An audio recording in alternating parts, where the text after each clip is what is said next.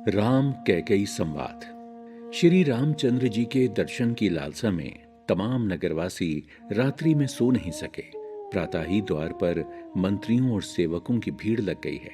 राजा तो हमेशा प्रातः ही जाग जाया करते हैं, लेकिन आज क्या हुआ? तब सुमंत्र उन्हें जगाने के लिए महल में आ जाते हैं। महल में भयानक सन्नाटा देखकर वो डर गए।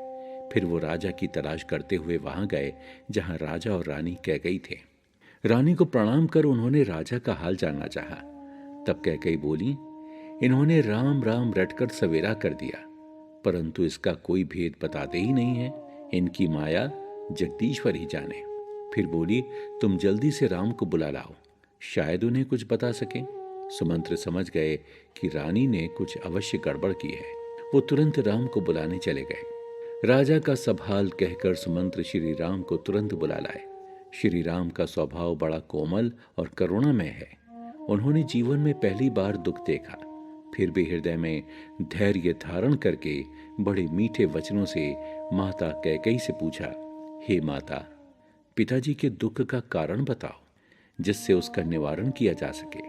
कुछ इधर उधर देखकर कैकेयी बोली, हे राम, सुनो, सारे दुख का कारण यही है कि राजा तुम पर अत्यधिक स्नेह करते हैं। बात कुछ खास नहीं है। इन्होंने मुझे 2 वरदान देने को कहा था। मुझे जो अच्छा लगा वही मैंने मांग लिया।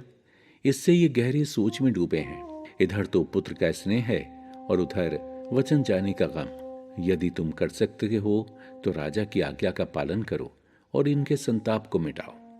सूर्य कुल के सूर्य श्री रामचंद्र जी मन में मुस्कुराकर बोले, हे माता, वो पुत्र तो बड़ा भाग्यशाली होता है जो माता पिता के वचनों का पालन करने वाला हो। हे जननी, माता पिता को संतुष्ट करने वाला पुत्र सारे संसार में दुर्लभ है। हे माता, वन में तो मुनियों के साथ सत्संग होगा जिसमें मेरा कल्याण ही कल्याण है, और फिर इस कार्य में आपकी सम्मति और पिताजी की आज्ञा है तो कहने ही क्या। मेरे प्राण प्रिय भरत राज्य पाएंगे। मेरे लिए तो सब प्रकार से सुखी सुख है। दुख है तो बस पिताजी की व्याकुलता का। श्री रामचंद्र जी का रुख देखकर रानी हर्षित हो गई। फिर कपटपूर्ण स्नेह दिखाकर बोली, मैं तुम्हारी और भरत की सौगंध खाकर कहती हूं कि राजा का दुख का और क्या कारण है मैं नहीं जानती। हे तात, तुम्हारा कोई अपराध नहीं है। तुम तो सबको सुख देने वाले हो। तुम तो वही करो जिससे इनके चौथेपन में अपयश ना हो। दशरथ राम संवाद। इतने में राजा की मूर्छा दूर हुई। उन्होंने राम राम कहते हुए फिर करवट ले ली। मंत्री ने रामचंद्र जी के आगमन की बात राजा से कही। जब राजा के कान में ये शब्द पड़े कि राम पधारे हैं तो उन्होंने धीरज धरकर नेत्र खोले। मंत्री ने संभाल कर राजा को बैठाया। श्री राम ने राजा के चरणों में प्रणाम किया। स्नेह विकल राजा ने श्री राम को अपने हृदय से लगा लिया। उनके नेत्रों से अश्रुधारा बहने लगी। शोक में डूबे होने के कारण कुछ कहते नहीं बनता है। वो बार बार श्री राम को हृदय से लगाते हैं।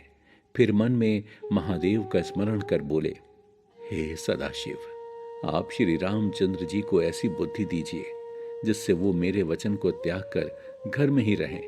संसार में चाहे मुझे कितना ही अपयश मिले, भले ही मैं नरक में गिरूं या मेरे प्राण चले जाएं, मैं सब प्रकार के दुख सहने को तैयार हूं, पर श्री रामचंद्र मेरी आंखों के सामने रहें।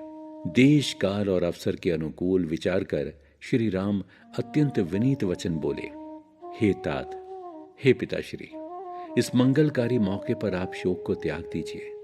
हृदय में प्रसन्न होकर मुझे वन में जाने की आज्ञा दीजिए।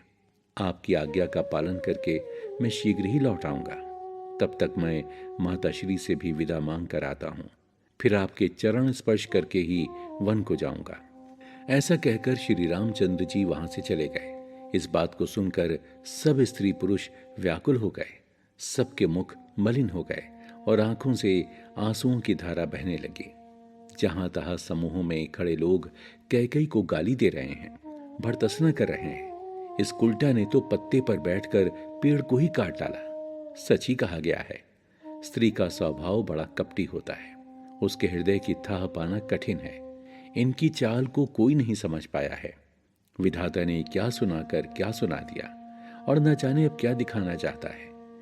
जितने मुंह थे उतनी बातें। पर सब पुरवासी दुखी और व्याकुल थे।